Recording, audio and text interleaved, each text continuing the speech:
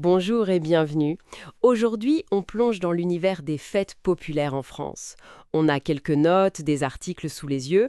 L'idée, c'est d'explorer ensemble ces moments clés du calendrier, de comprendre un peu mieux les traditions, les dates, et puis aussi le vocabulaire qui va avec. Oui, bonjour. C'est un beau programme. On va parler de Noël, bien sûr, de Pâques aussi, du 14 juillet, La fête nationale, oui. exactement. Et puis Halloween qui prend de l'ampleur, sans oublier les anniversaires et le Nouvel An.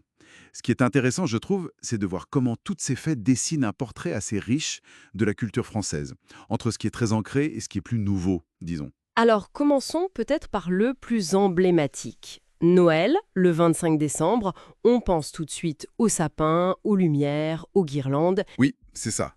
Et les sources qu'on a insistent vraiment sur le côté très très familial. Le grand repas, c'est central. Ah oui, le foie gras, la dinde, la bûche de Noël, les incontournables. Exactement. Mais au-delà de ça, ce qui ressort aussi, c'est que le moment important, c'est vraiment le matin du 25, quand les enfants découvrent leurs cadeaux. C'est un moment magique, scellé par le fameux Joyeux Noël. Papapapam. C'est une vraie tradition. Et c'est souvent un jour férié aussi, important pour se retrouver. Tout à fait, un jour férié pour la plupart des gens. Après Noël, si on avance dans l'année, on arrive à Pâques, c'est ça? Au printemps, en mars ou avril? Oui, Pâques. Là, l'ambiance est différente. C'est associé au printemps, au renouveau, et bien sûr, il y a la fameuse chasse aux œufs en chocolat pour les enfants. Apporté par les cloches ou le lapin, selon les régions, c'est ça? C'est ça. Nos notes mentionnent cette petite distinction. C'est intéressant parce que c'est une fête d'origine religieuse, mais elle est vécue de façon très joyeuse et familiale, presque comme une fête du printemps, en fait. Moins solennelle que Noël. D'accord. Changement d'ambiance totale ensuite avec le 14 juillet, la fête nationale. Là, on est dans le collectif, le spectaculaire. Ah oui, complètement. C'est la commémoration de la Révolution de 1789, mais c'est surtout une grande fête populaire. On pense aux feux d'artifice, Celui de la Tour Eiffel est mythique. bien sûr, mais il y en a partout en France. Et il ne faut pas oublier les défilés militaires, les bals populaires, les concerts. C'est une affirmation républicaine forte. Et le Vive la France qu'on entend ce jour-là, il prend tout son sens. Encore un jour férié et important. Parlons d'Halloween maintenant, le 31 octobre.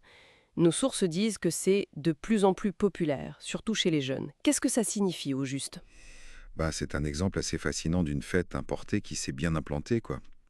Les enfants adorent se mettre un déguisement de sorcière, de fantôme. Oui, les citrouilles décorées, les toiles d'araignée. Voilà. Et la fameuse formule des bonbons ou un sort, qui commence à être bien connue. Ça montre une certaine perméabilité culturelle, même si, ça n'a pas encore la même profondeur historique que Noël ou Pâques, évidemment. C'est une fête plus ludique, on va dire. Et l'anniversaire alors? C'est une fête très différente pour le coup, c'est personnel. Exactement. Là, c'est l'individu qui est célébré. Les rituels sont plus universels, mais très importants. Le gâteau, les bougies qu'on souffle. Le cadeau? Le cadeau, bien sûr, et l'incontournable chanson Joyeux anniversaire. C'est un marqueur social et personnel essentiel. L'expression clé, tout le monde la connaît, Joyeux anniversaire. Et on termine notre tour d'horizon avec le Nouvel An, le 1er janvier. Nos notes le décrivent comme une fête souvent passée entre amis plutôt qu'en famille comme Noël. C'est souvent le cas, oui. Le moment fort, c'est minuit. Les vœux, bonne année, le champagne, on s'embrasse. C'est très festif, peut-être moins codifié que le repas de Noël. Et c'est aussi le moment des fameuses bonnes résolutions. Ah oui, les notes en listent quelques-unes avec humour. Faire du sport, manger plus sainement, ou même, pourquoi pas, apprendre le français. C'est une bonne résolution ça.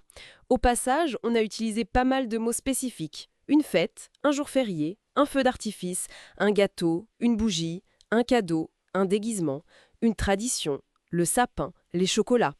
C'est un peu le kit de base pour parler de tout ça, non? Effectivement, ce sont les mots-clés qui reviennent. Et ce qu'on voit à travers ce parcours rapide, c'est vraiment la diversité, du très familial comme Noël, au national comme le 14 juillet, en passant par le personnel avec l'anniversaire, et même l'adopté comme Halloween.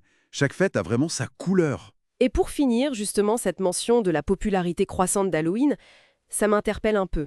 On peut se demander ce que ça dit peut-être sur les échanges culturels aujourd'hui ou sur la façon dont les traditions françaises elles-mêmes évoluent peut-être plus discrètement qu'on ne le pense. C'est une piste de réflexion intéressante, je trouve.